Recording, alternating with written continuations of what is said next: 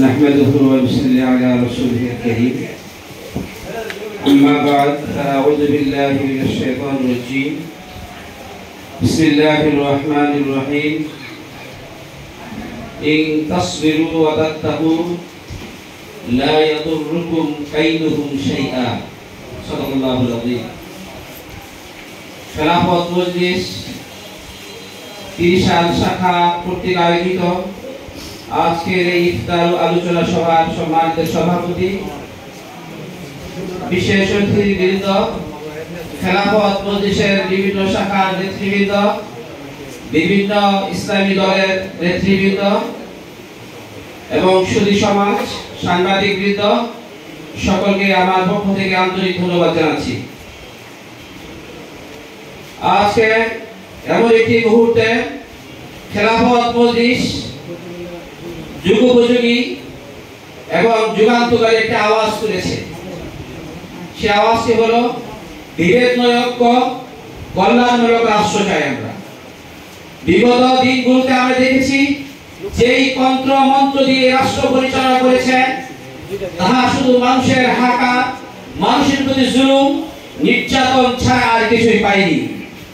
সুতরাং খেলাফত মজলিস যে আওয়াজ তুলেছে এই আওয়াজের সাথে আসুন আমরা একমত হই, বিভেদ নয় ঐক্য চাই এবং কল্যাণমূলক রাষ্ট্র চাই। কল্যাণমূলক রাষ্ট্র চাইতে হলে সিয়ামের ভূমিকা রয়েছে। সিয়াম আমাদেরকে আল্লাহ সুবহানাহু ওয়া তাআলা সিয়ামকে ফরজ করেছে একটি গুণ বিশেষ অর্জন করার জন্য। সেই গুণটি হলো তাকওয়া অর্জন করা, তাকওয়া ভিত্তিক সমাজ গঠন করা। তাকওয়া কাকে বলা হয়? তাকওয়া সহজ অর্থ হলো যে অন্যায়কে পাপাচারকে ছেড়ে দেওয়া এবং কল্যাণমূলক কাজকে আঁকড়ে ধরা। যেই জাতি যেই ব্যক্তি অন্যায়কে ছেড়ে দিবে, কল্যাণমূলক কাজকে আঁকড়ে ধরবে, ওই জাতি উন্নতি উচ্চ শিখরে বসতে পারে। সুতরাং এই সিয়াম সাধনার মাধ্যমে যেই গুণটি আল্লাহ আমাদের মাঝে চাচ্ছে সেই গুণটি অর্জন করতে হবে, অপরাধ ছেড়ে দিতে হবে এবং নেক কাজ ধরতে হবে, কল্যাণমূলক কাজ আমাদের ধরতে হবে।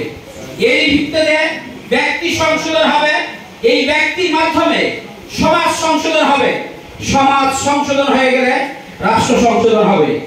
সুতরাং এই খেলাফত মজলিস এই ব্যক্তি সংশোধন একটি প্রশিক্ষণ প্রাপ্ত তাকওয়া ভিত্তিক কিছু লোক তৈরি করতে চায়। 1990 সালে 8 ডিসেম্বর এই আওয়াজ তুলেছে, আসুন আমরা তাকওয়া ভিত্তিক সমাজ গঠন করি। তাকওয়া ভিত্তিক যদি সমাজ গঠন করতে পারি তাহলে সমাজের শান্তি আসবে আর এই সমাজকে নিয়েই রাষ্ট্র গঠিত হবে। এই রাষ্ট্র দ্বারাই আমাদের কল্যাণকর ভূমিকা আসবে। সুতরাং আর বিভেদ নয়, ঐক্যের মাধ্যমে কল্যাণমূলক রাষ্ট্র আমরা গঠন করার চেষ্টা করি। আল্লাহ তাআলা আমাদের সকলকে এই কল্যাণমূলক রাষ্ট্র গঠন করতে যা যা প্রয়োজন তা করার তৌফিক দান করুন। এর বিপরীতে যারা ষড়যন্ত্র করবে তাদের ষড়যন্ত্রের কালহা আমাদের সকল ঐক্যবদ্ধভাবে তাদেরকে ভেঙে দিতে হবে। এই কথা রেখে আমার সংক্ষিপ্ত বক্তব্য শেষ করছি। ওয়া আখির দাওয়ানা আলহামদুলিল্লাহি রাব্বিল আলামিন।